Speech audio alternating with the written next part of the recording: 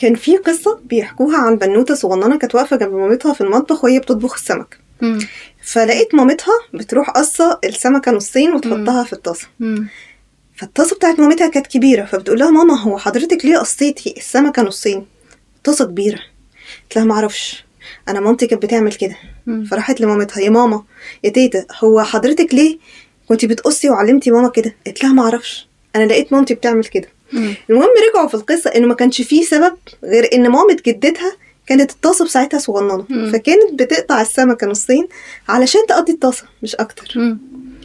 ده مثال كبير قوي لحاجات كتيرة جدا لا واعية بنبتدي ناخدها من اللي حوالينا من غير ما ندركها. يبتدي كده بيتكون عندنا عقل غير عقلنا، يعني عقل برانا شوية شوية بيبقى كأنه جزء مننا. يبتدي يتكون من الدايرة المقربة قوي، ماما وبابا واخواتي، وبعدين نطلع اكتر المدارس، نطلع اكتر والاعلام طبعا والتلفزيون والحاجات دي كلها، نطلع اكتر المجتمعات التانية والنادي والناس اللي احنا بنختلط بيهم.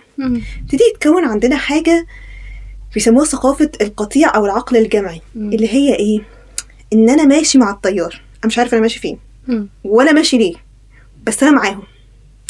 طب هو انتوا بتعملوا كده ليه؟ معرفش، بس توارثنا حاجات احنا ما بنفلترش، ما نفكرش هو ده فعلا صح ولا غلط، الموضوع مستاهل ولا مش مستاهل، الموضوع خطر ولا مش خطر، الموضوع فعلا حرام زي ما اتربيت عليه ولا هو مش حرام، الموضوع فعلا حلال زي ما اتربيت عليه ولا مش حلال.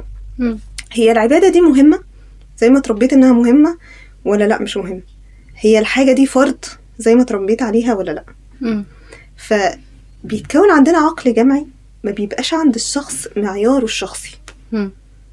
انت شفتي موضوع المعيارية المجتمعية والمعيارية الشخصية بالنسبة لك عامل ازاي؟ بالنسبة لي كبيرة جدا. اصلا شخص ما بيعرفش يكون تابع. انا طول عمري بسأل ليه، وطول عمري بحب اتناقش، ويمكن من اكتر الحاجات اللي بتناقش فيها مع ماما لما بتيجي تقولي على حاجة ما بتعملهاش غلط. ايوه غلط ليه؟ ايه اللي خلاها غلط؟ اقنعيني. بحب قوي اسأل اصل الموضوع جه ازاي. واصلا عموما هو السؤال اللي ده مش اي حد يبقى عنده الجرأة ان هو يعمله. عارفه اللي هو زي قصه الانبياء لما يقولوا بتعبدوا الاصنام ليه؟ كان يعبدوا اباؤنا. ما احنا ما بنسالش هو دي بتاكلش، ده صنم، ما فيش حاجه كده متجمده ما بيعملش اي حاجه، احنا بنعمل زي ما حصل مع ابائنا. فهي نفس الفكره، طول ما احنا مش بننكش وبنسال عن الليه في اي معياريه هيفضل تابع وهنمشي تبع العقل الجمعي. العقل الجمعي بقى يسوقنا لايه؟ الله اعلم. فحته المعياريه بالنسبه لي مهمه جدا. انا حتى اصلا كتكنيك بستخدمه في الجلسات. لما واحده مثلا تقول لي انا عايزه اكون ناجحه، ايوه يعني ايه نجاح بالنسبه لك؟ انا عايزه اكون جميله، ايوه يعني ايه جمال بالنسبه لك؟ بالنسبه لك مش اللي فرض المجتمع. غنية. عايزه اكون غنيه، ايه الغنى بالنسبه لك؟ عايزه مثلا يتقال عليا بعرف اتعامل كويس ومش عارفه ايه، ايوه يعني ايه تعامل كويس بالنسبه لك؟ وهكذا. فالموضوع اصلا يعني بالنسبه لنا سطح قوي، احنا بنتعامل على السطح قوي في اي حاجه لها علاقه بالغلط بالصح بالحلال الحرام. بنخاف نسال، وطول ما احنا بنخاف نسال عن السبب الاساسي الاصل الموضوع بنمشي كده واحنا مش واخدين بالنا. على فكره احنا ممكن نعمل حاجات بنعتبرها يعني بيتقال لنا ان هي حرام وهي اصلا مش حرام. في الدين حاجات كتير قوي بين حرام والحلال، في الفضل، في الواجب، في حاجات كتير بين حلال والحرام. رتب.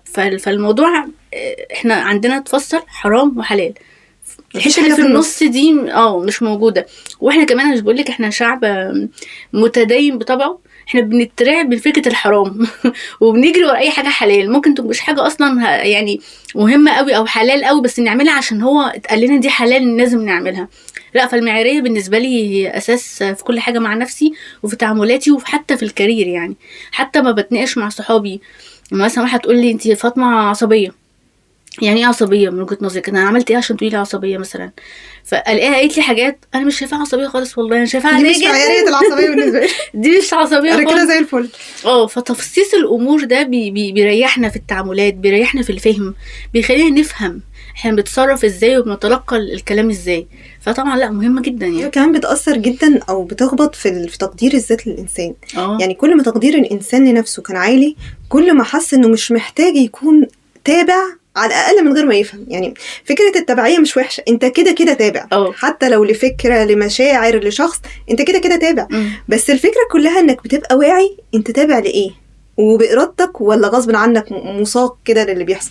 يعني فكرة الترندات هي كلها عقل جمعي، هي كلها بتقول ان احنا شوية مش بنفلتر اللي بيدخل لنا. يعني عارفة كنت بستغرب جدا اشوف مثلا بلوجر او حاجه طلعت على النت او كده، تطلع على الفيديوز بتاعه الفيسبوك او كده، فتلاقيها مثلا رابطه الطرحه بطريقه معينه، انزل بعد فتره الشارع فلاقي كذا بنت قدامي رابطه. طب يا جماعه هي طب عرفتوا منين الموضوع؟ يعني ازاي يعني ازاي اتفقتوا عليه؟ فعارفه ده برضو بيدل ان احنا عندنا عقل جمعي، احنا بنقلد. اي طول ما الانسان بيقلد من غير ما يفكر، هو التقليد ده ينفعني ولا لا، مناسب ولا لا، حلال ولا لا، حرام ولا لا، هو انا عايزه اعمل فعلا كده ولا عشان ابقى زيهم؟ فبنبقى في الاخر يعني كلنا شبه بعض. انت ضيعت اغلى حاجه ربنا اداها لك، انك تكون مميز، تكون نفسك. بالظبط، انك تكون نفسك.